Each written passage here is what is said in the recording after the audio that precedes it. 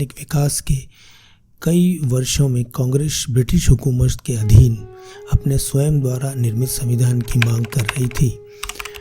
1928 में पंडित मोतीलाल नेहरू की अध्यक्षता में एक समिति का गठन किया गया और समिति के द्वारा जो रिपोर्ट प्रस्तुत की गई उसे नेहरू रिपोर्ट के नाम से जाना गया, जिसमें कि भारत के संविधान के मुख्य सिद्धांतों को स्थापित किया गया।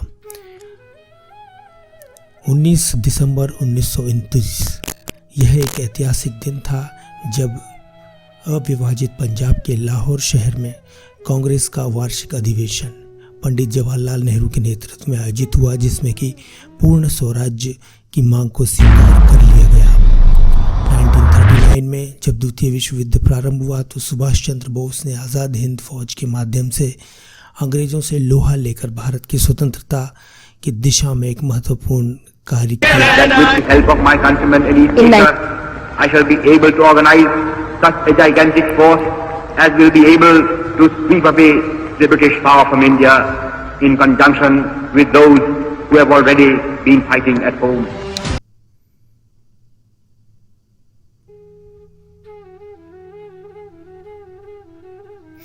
उन्नीस सौ 1946 में सत्ता हस्तांतरण और संविधान निर्माण के प्रस्ताव को कैबिनेट मिशन के रूप में मंजूरी मिली। दोस्तों, संविधान के विकास में 13 दिसंबर 1946 का दिन बहुत ही महत्वपूर्ण स्थान रखता है।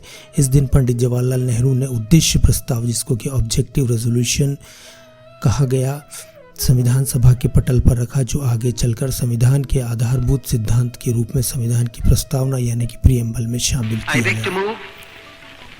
This Constituent Assembly declares its firm and solemn resolve to proclaim India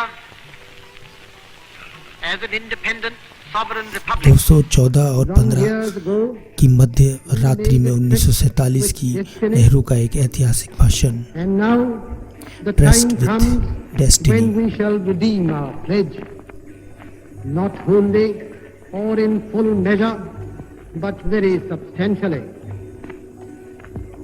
At the stroke of the midnight hour, when the world sleeps, India will awake. 15 अगस्त 1947 की सुबह एक स्वतंत्र और संप्रभु राष्ट्र ने विश्व पटल पर आंखें खोली।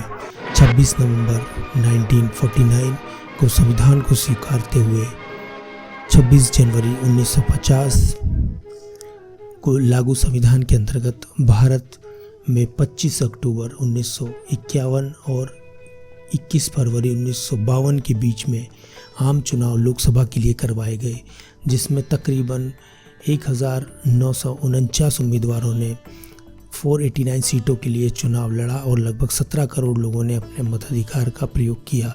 देश में यह लोकतंत्र का पहला पर्व था और राज्य विधानसभाओं के लिए भी साथ ही साथ चुनाव हो रहे थे। यह समय भारत के लिए एक अभूतपूर्व था। लोकसभा के चुनाव परिणाम प्रत्याशित थे, जिसमें कि कांग्रेस ने लगभग 364 सीटें हासिल की थी और ये बिल्कुल स्वाभाविक भी था। साथ में अजय घोष की कम्युनिस्ट पार्टी ऑफ इंडिया ने 16 और जयप्रकाश नारायण की समाजवादी पार्टी ने 12 स्थान प्राप्त किए थे। संविधान के अनुरूप देश में लोकतांत्रिक शासन प्रणाली का संचालन देश की संसद के द्वारा किया जाना था, जिसमें 2 सदन थे, ऊपरी सदन काउंसिल ऑफ स्टेट यानी राज्यसभा और निचला सदन लोकसभा था। प्रथम लोकसभा का गठन 17 अप्रैल 1952 को हुआ और इसका पहला सत्र 13 मई 1952 को आहूत किया गया।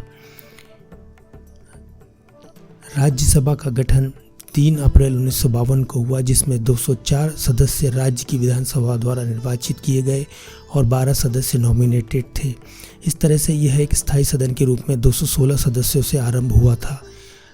राज्यसभा के प्रत्येक सदस्य का टेन्योर 6 वर्ष का था और 1/3 सदस्य प्रत्येक 2 वर्ष रिटायरमेंट होना था और उतने ही नए सदस्य यानी कि लगभग 1/3 सदस्यों का निर्वाचन प्रति 2 वर्ष होना था।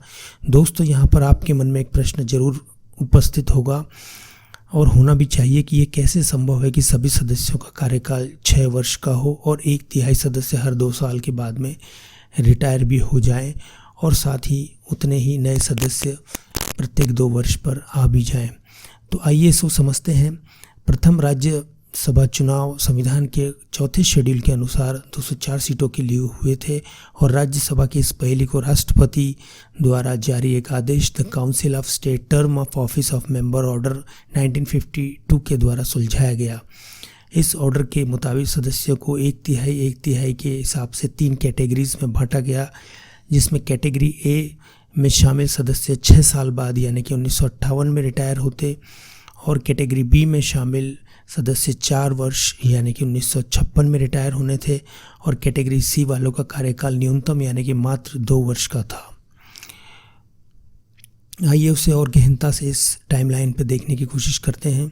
यहाँ पर आप देख सकते हैं कि 1958 में जो सदस्य ए कैटेगरी के रिटायर हो रहे हैं वो 1952 से ही राज्यसभा में मौजूद थे और अगले जो सदस्य यानी कि 1960 में रिटायर होंगे वो सदस्य होंगे जो कि नए सदस्यों के रूप में एक तिहाई के रूप में 1954 में राज्यसभा में शामिल हुए थे। इस तरीके से ये साइकिल निरंतर चलता आ रहा है। अब एक प्रश्न यहाँ पर अभी भी अनुत्तरित है कि इन सदस्यों को कैटेगरी में कैसे डिवाइड किया गया, तो उसका उत्तर यहाँ पर आप देख सकते हैं कि इन सदस्यों को कैटेगरी में विभाजित करने के लिए लॉटरी सिस्टम का प्रयोग किया गया।